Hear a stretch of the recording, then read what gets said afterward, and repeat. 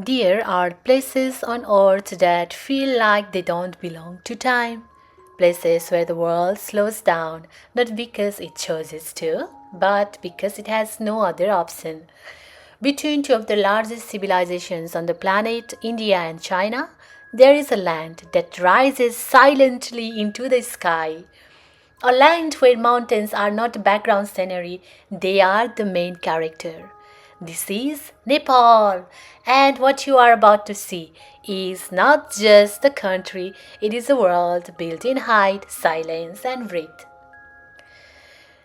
Nepal is defined by one thing before anything else: height. Here, the earth does not spread outward, it rises upward into the Himalayas. Ridges of stone and snow stretch so high that clouds no longer feel like the sky, they feel like something you can walk through. And standing above everything is Mount Everest, the highest point on earth, Mount Everest. But in Nepal, height is not just measured in meters, it is felt into your lungs, in the way every breath becomes noticeable, in the way silence becomes heavier the higher you go.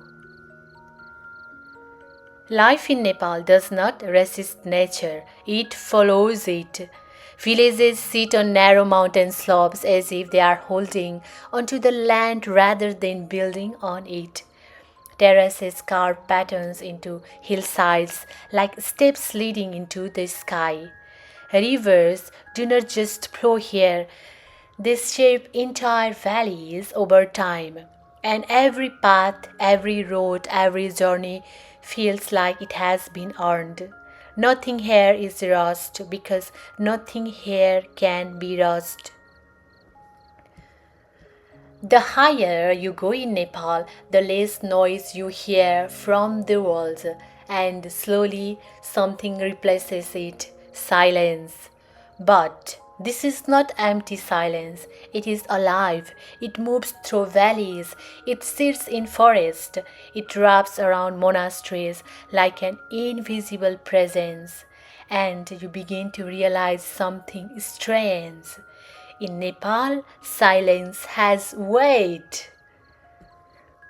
In the southern plains of Nepal, far from the cold heights of the Himalayas, there is a place of warmth and stillness.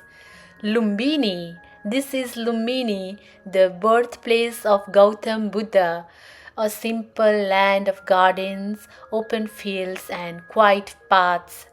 It does not demand attention, it invites reflection.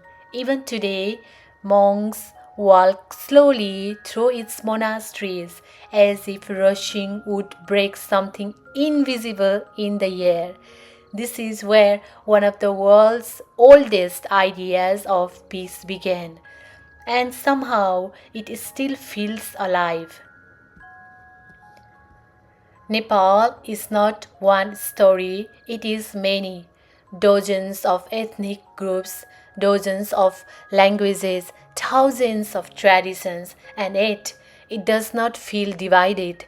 It feels balanced, as if differences is not something to overcome but something to live with naturally. In markets, in villages, in cities, you see this harmony everywhere. Different clothes, different languages, but the same rhythm of life. In the kitchens of Nepal, life becomes simple again: rice, lentils, spices. Meals are not rushed here, they are shared. Around food, conversations last longer. Silence is not uncomfortable, it is part of the moment. There is no need to chase excess because what exists already feels enough. But Nepal is not frozen in time. In Kathmandu, life moves differently. Traffic, schools, cafes, markets, technology. The city is alive in a different way. Kathmandu, here ancient temples stands beside modern buildings. Prayers, flags move above traffic. History and present exist in the same street and somehow they do not compete. They coexist. Modern education is growing in Nepal. Science, medicine, engineering, global learning. At the same time, ancient systems still exist. Ayurveda, traditional healing, spiritual practices passed through generations, old knowledge and new knowledge do not cancel each other here. They support each other. As if Nepal understands something simple, progress does not always mean replacement. Sometimes it means balance. For those who come with cameras, Nepal is never the same twice. Light moves differently across the mountains. Clouds wrap around peaks like memory. Wind shapes landscapes in real time.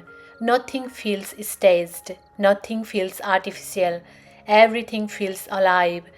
And the more you watch, the more you realize this place does not perform for you. It simply exists. Nepal is not a country that tries to impress you. It does not need to.